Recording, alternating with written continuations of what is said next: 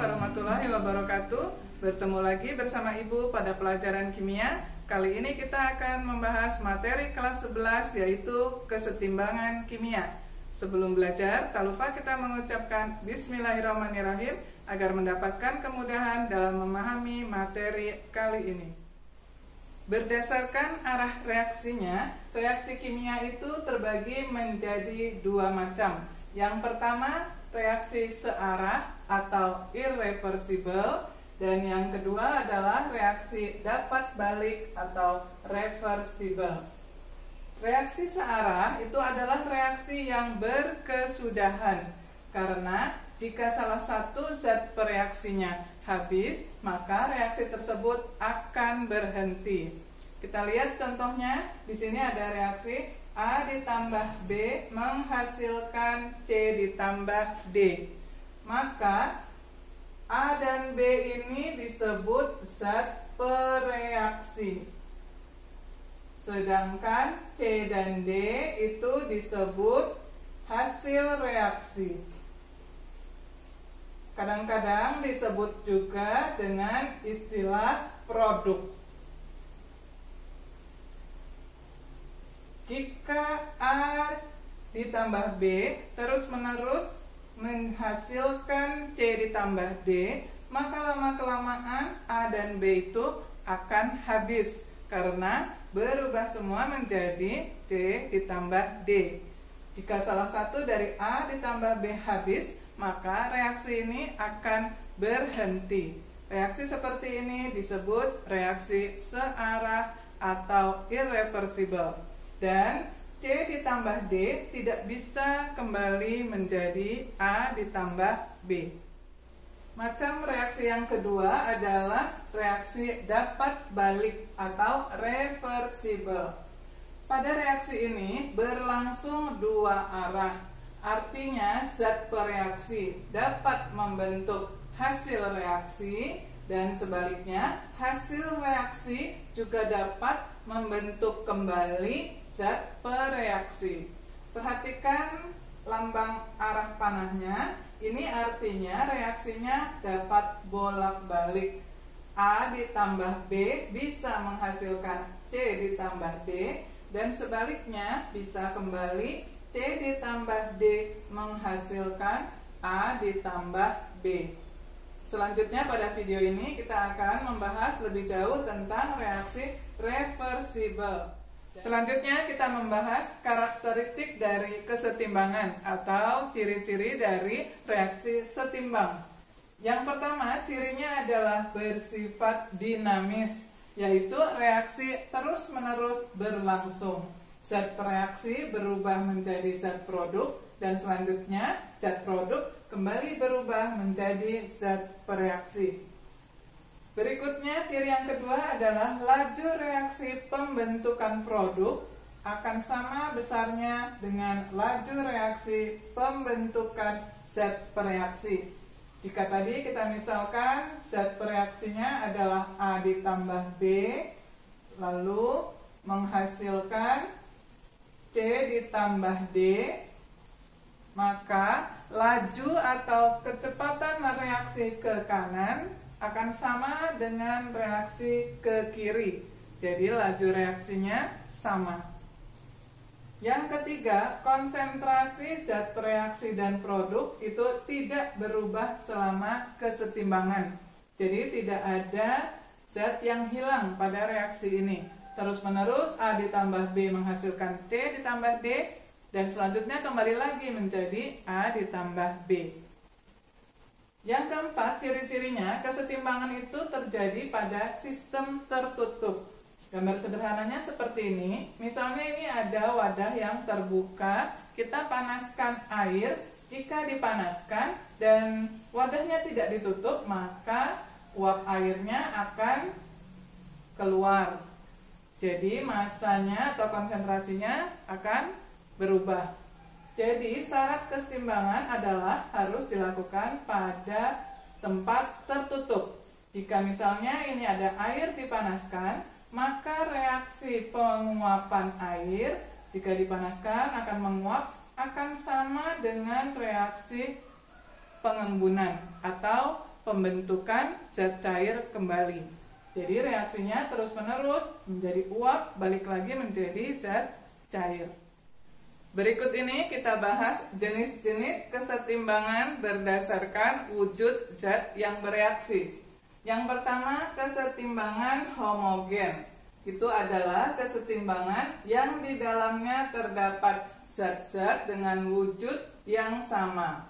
Contohnya di sini ada reaksi gas nitrogen ditambah gas hidrogen menghasilkan gas amoniak. Jadi sama-sama wujudnya gas.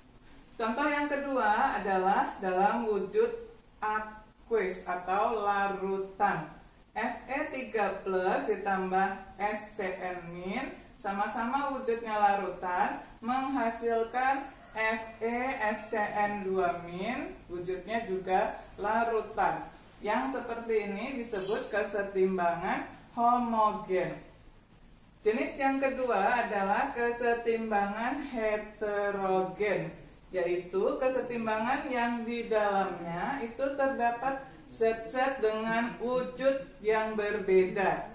Misalnya CaCO3 wujudnya padat, terurai menjadi CaO, ini wujudnya padat, ditambah CO wujudnya gas. Jadi ada wujud zat yang berbeda. Kemudian Fe3O4 padat ditambah dengan 4CO wujudnya gas, itu menghasilkan Fe lagi wujudnya padat ditambah CO2 gas. Berikutnya, pada reaksi kesetimbangan terdapat hukum aksi massa yang menyatakan bahwa perbandingan konsentrasi dipangkatkan dengan koefisiennya dibandingkan dengan konsentrasi per reaksi juga dipangkatkan dengan koefisiennya, itu hasilnya selalu tetap.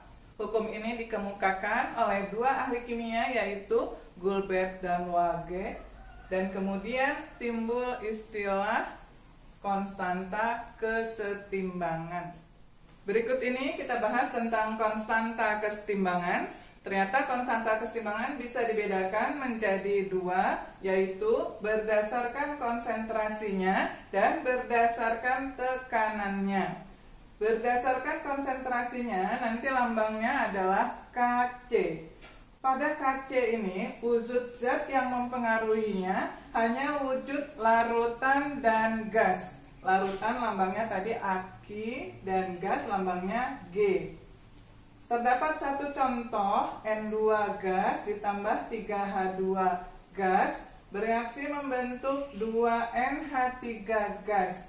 Maka nanti cara menghitung Kc-nya adalah hasil reaksi atau produk dibagi per reaksi, dipangkatkan dengan koefisiennya. Atau gampangnya nanti Kc itu kanan dibagi kiri. Ini untuk mempermudah menghafalnya. Yang sebelah kanan atau produk itu ada 2NH3. Maka rumusnya Kc nanti ini kurung siku dibaca konsentrasi NH3 lalu koefisiennya 2. Jadi dipangkatkan 2 dibagi dengan yang sebelah kiri adalah N2. Jadi dituliskan konsentrasi N2 lalu ditambah dengan yang sebelah kiri ada lagi konsentrasi H2 dipangkatkan 3 dari koefisiennya 3. Maka rumusnya Kc menjadi seperti ini. Diingat untuk mempermudah menghafalnya, Kc sama dengan kanan dibagi kiri. Untuk contoh yang kedua, perhatikan ini adalah kesetimbangan yang heterogen. Terdapat wujud padat dan juga terdapat wujud gas. Diingat lagi, Kc itu hanya boleh dimasukkan wujud yang larutan dan gas. Berarti yang padatan itu bisa kita abaikan. Atau kita coret dulu, lalu rumusnya tadi Kc kanan dibagi kiri. Yang sebelah kanan karena sudah dicoret, maka kita tuliskan angka 1 per, lalu yang sebelah kiri itu tertinggal CO2 wujudnya gas. Jadi Kc rumusnya tinggal 1/CO2 saja. Konsentrasi CO2 saja. Kemudian ada konstanta kesetimbangan berdasarkan tekanan, diberi lambang Kp. Pada Kp, wujud zat yang mempengaruhinya hanya wujud gas saja. Kita lihat contoh lagi yang pertama ini, wujudnya adalah gas semua. Maka nanti menghitung besarnya Kp itu adalah P itu tekanan. P NH3 rumusnya sama ya, masih kanan dibagi kiri, lalu dipangkatkan koefisiennya. Jadi P NH3 dipangkatkan 2. Lalu yang di bagian penyebutnya adalah yang sebelah kiri. Sebelah kiri adanya PN2, tidak ada koefisiennya atau 1, tidak ditulis, dan dikalikan dengan tekanan H2. Koefisiennya adalah 3. Jadi rumus Kp-nya seperti ini untuk reaksi pertama. Sedangkan Kp untuk reaksi yang kedua itu sama seperti Kc. Yang padat itu juga dicoret karena yang mempengaruhinya hanya wujud gas saja. Maka besarnya Kp itu bisa dituliskan menjadi 1 dibagi tekanan CO2 saja, karena yang sebelah kiri hanya tersisa CO2 saja. Penulisannya seperti ini. Kp sama dengan 1/P CO2, di mana P adalah tekanan. Kita mulai membahas contoh soal menentukan rumusan Kc dan Kp. Nomor 1, terdapat reaksi Fe2O3, ini wujudnya padat, bereaksi dengan 3CO, menghasilkan 2Fe ditambah 3CO2. Maka untuk menuliskan Kc rumusnya diingat lagi, yang masuk ke dalam rumus Kc itu hanyalah wujud Aki dan G. Berarti yang ini bisa diabaikan. Fe2O3 bisa diabaikan.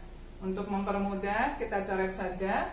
Lalu tinggal dimasukkan yang wujud gasnya saja. Sebelah kanan itu adalah konsentrasi CO2, lalu pangkatnya koefisien menjadi pangkat 3, dibagi dengan yang sebelah kiri atau pereaksi adalah tinggal CO, lalu pangkatnya juga 3. Maka itu hasil dari rumusan Kc. Kemudian yang Kp, cara penulisannya Kp, tadi Kp itu hanya dimasukkan yang wujudnya gas saja. Maka sama seperti ini, yang gas adalah tinggal CO2 saja. Cara penulisannya adalah P dari CO2 pangkatnya 3, lalu dibagi dengan P dari CO pangkatnya juga 3. Maka itu cara menuliskan rumus Kc dan Kp. Contoh soal yang kedua adalah kita diminta menuliskan rumusan Kc dan Kp untuk reaksi NH4 2S, ini wujudnya adalah padat, menghasilkan 2NH3 wujudnya gas, ditambah H2S wujudnya gas. Maka kita ingat lagi, Kc itu hanya dituliskan yang wujudnya Aki dan gas. Maka yang padatan itu kita abaikan, kita coret saja. Dan yang wujudnya gas kita tuliskan sebelah kanan menjadi konsentrasi NH3 pangkat 2, koefisien menjadi pangkat, lalu H2S juga kita tuliskan karena wujudnya gas, koefisiennya di sini 1, berarti tidak berpangkat. Berarti tidak ada penyebutnya karena sebelah kiri atau pereaksinya itu wujudnya padat. Hasilnya Kc hanya seperti ini. Jika Kp maka tinggal merubah menjadi lambang P atau tekanan. Karena sebelah kanan atau hasil reaksinya wujudnya gas, maka kita menuliskannya P dari NH3 pangkat 2 lalu dikalikan dengan PH2S. Itulah penulisan Kc dan Kp untuk reaksi nomor 2. Berikutnya kita lihat contoh soal yang ketiga. Ini sebaliknya, terdapat rumusan Kc, kita diminta untuk menuliskan persamaan reaksi homogennya. Diketahui rumus Kc-nya, konsentrasi N2 dikali konsentrasi H2O, lalu penyebutnya adalah konsentrasi NO pangkat 2 dikalikan dengan konsentrasi dari H2. Kita ingat lagi rumus yang untuk menghafalkan supaya gampang. Kc itu adalah kanan dibagi dengan kiri. Jadi kita tuliskan dulu yang sebelah kiri adalah yang di bagian penyebutnya ini. Sebelah kiri adalah NO. Lalu koefisiennya 2 dilihat dari pangkatnya. Jadi 2NO ditambah dengan ini ada masih sebelah kiri H2. Lalu diingat lambangnya kesetimbangan, itu panahnya bolak-balik. Dan yang ini dituliskan di sebelah kanan. Berarti menjadi N2 ditambah dengan H2O. Demikian persamaan reaksi homogen jika diketahui rumusan Kc-nya. Demikianlah pembahasan materi kesetimbangan kimia telah selesai kita bahas. Selanjutnya untuk evaluasi diri kalian, berikut ini terdapat 2 latihan soal yang bisa kalian kerjakan. Yang pertama, kalian diminta menuliskan rumusan Kc dan Kp untuk reaksi A dan B. Yang harus kalian perhatikan dengan teliti adalah wujud zatnya. Untuk Kc hanya berlaku wujud yang aki dan gas. Sedangkan Kp itu hanya wujud gas saja. Untuk soal nomor 2 itu kebalikan dari soal nomor 1. Kalian diminta menuliskan persamaan reaksi homogen untuk rumusan Kc yang sudah diketahui. Yang harus diingat kalau Kc itu untuk menghafalkannya adalah kanan dibagi kiri atau hasil reaksi dibagi per reaksi. Alhamdulillah pembahasan materi kesetimbangan kimia telah selesai kita bahas. Semoga kalian dapat memahaminya dengan baik. Dan jika kalian membutuhkan soal-soal latihan tentang kesetimbangan kimia, kalian dapat mengunjungi blog kimia. Semoga dimudahkan blogspot.com. Semoga bermanfaat. Wassalamualaikum warahmatullahi wabarakatuh.